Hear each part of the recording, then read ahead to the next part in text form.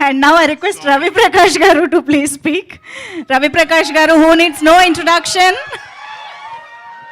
అందరికీ very big hi. నిజంగా teaser చూసిన తర్వాత చాలా ఎనర్జెటిక్గా అనిపించింది. నేను కూడా ఈ సినిమాలో యాక్ట్ చేయలేదు, but producers Vijay Shekhar and Suresh ఎవరైతే ఉన్నారో వాళ్ళిద్దరు నాకు బాగా క్లోజ్ ఫ్రెండ్స్. పర్టికులర్గా విజయ్ శేఖర్ నేను కలిసి చదువుకున్నాం అనమాట. సో తను డాలస్లో ఉంటాడు, యుఎస్ డాలస్లో ఉంటాడు. తను పర్టికులర్గా ఫోన్ చేసి కంపల్సరీ నా సైడ్ నుంచి వెళ్ళాలి అంటే వచ్చాను. And more than anything team ఈ P cube, Preethi, Pranav and Poojith, ఈ ముగ్గురు I have been seeing them for the past 1.5 year.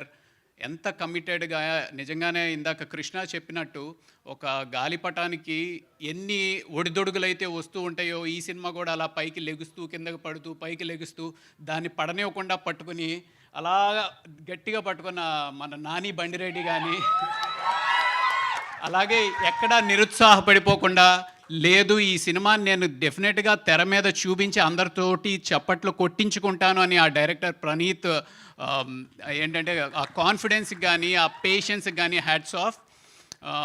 Trailer చూశాను, చాలా చాలా నచ్చింది. డెఫినెట్గా సినిమా చూడాలి ఆసక్తిగా. ఈ పతంగ్ ఇద్దరి చేతుల్లో, అంటే ఈ ప్రీతి అనే పతంగ్ ఇద్దరి చేతుల్లో ఎవరి చేతిలోకి వస్తుంది అనే ఆసక్తి రేకిస్తూ చాలా ఎంటర్టైనింగ్ అనిపించింది, చాలా ట్రెండీగా అనిపించింది.